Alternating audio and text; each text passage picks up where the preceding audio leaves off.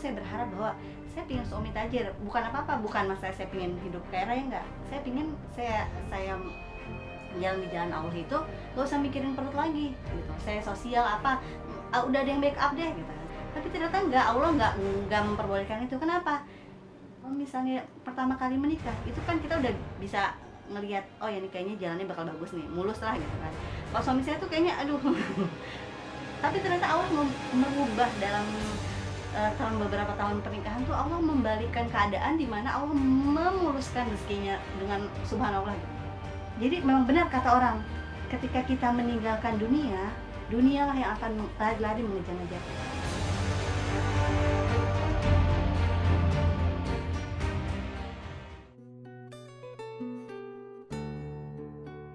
Atau yang lain baca ya, tapi bahkan editor saya sendiri sampai biasanya tuh saya dapat fee kan, zaman-zaman dulu tuh salah satu gara-gara tulisan ini fee saya ditambah gitu, saking kok kayaknya merana banget gitu kan. Nah, sampai semuanya juga kaget ketika baca, bahkan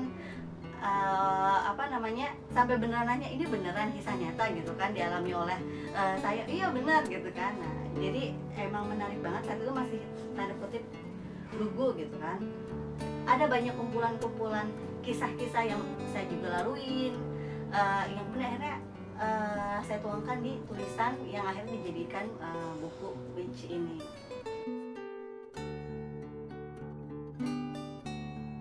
Waktu itu jadi ya itu kan dijodohkan, udah main ke rumahnya gitu, udah kita mainlah ke sana gitu kan. Maksudnya yang saya udah bilang apa adanya gitu kan, bahwa kondisi ekonomi keluarga tuh lagi ancur banget.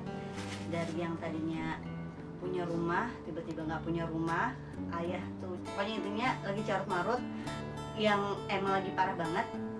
Jadi semuanya saya udah ungkapin. Tibalah di hari H datang ke rumahnya itu kan, dengan yang saya pikir dia juga udah menceritakan ke bapaknya gitu. Jadi ternyata belum dikondisikan bapaknya gitu kan. Jadi bapaknya nanya-nanya yang awalnya kan bapaknya pertama kali cerita soal rumahnya di mana, di komplek apa bukan, bener-bener yang di kampung gitu kan. Nah udah gitu terus nanya lagi kan bapaknya, itu struknya itu yang gimana, apakah keturunan gitu kan. Jadi yang gini, awalnya saya masih agak gitu kan, terus apa ayah struk, terus jadi penghasilan keluarga dari mana gitu kan. Nah masih tanya soal itu gitu kan. Saya bilang, oh kita ada franchise gitu dari ayam. Lalu yang membiayai keluarga kamu siapa? Dari sisa bisnis ayah. Jadi untuk 3 tahun ke belakang itu memang kami masih mengandalkan piutang sisa bisnis ayah kemarin, Om. Tapi untuk sekarang kami mulai berbisnis franchise ayam goreng, Om. Oh, ayam goreng. Yang saya kaget itu dia ninggalin, maksudnya ketika bapaknya udah nanya macam-macam, dia ninggalin ke belakang, maksudnya tidak ikut menemani gitu kan, maksudnya menguatkan atau gimana, tapi malah justru itu.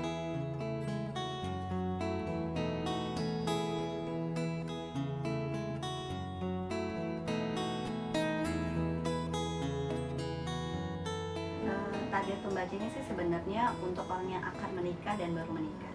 Kenapa? Ini kan kisah pernikahan, sebetulnya pernikahan saya di awal-awal pertama setahun, 2 tahun.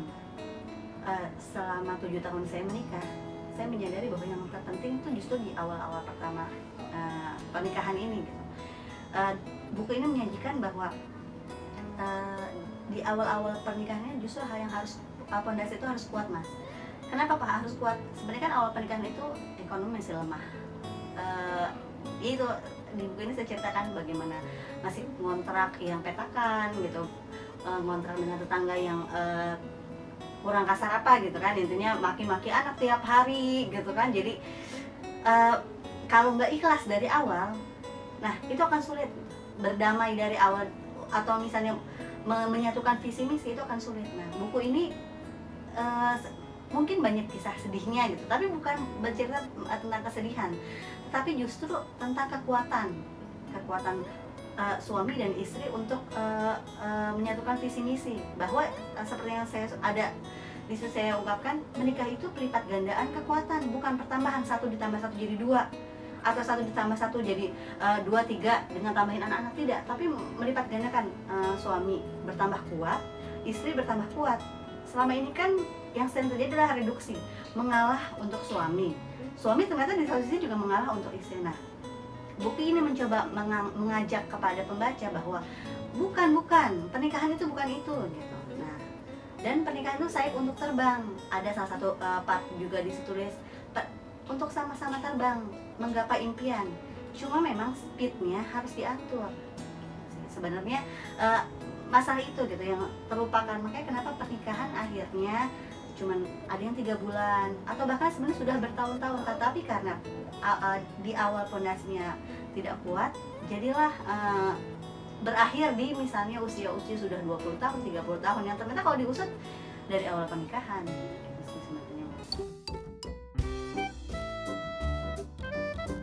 Ketika buku ini difilmkan gitu, nggak nyangka banget tiba-tiba maksudnya ada orang yang mau memfilmkan buku ini.